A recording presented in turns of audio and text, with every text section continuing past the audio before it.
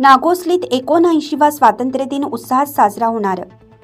इगतपुरी तालुक्यातील नागोसली, वैतरणा, शितवाडी येथे ग्रामपंचायत कार्यालयात 15 ऑगस्ट 2025 रोजी भारताचा 79वा स्वातंत्र्य दिन मोठ्या उत्साहात साजरा करण्यात येणार आहे।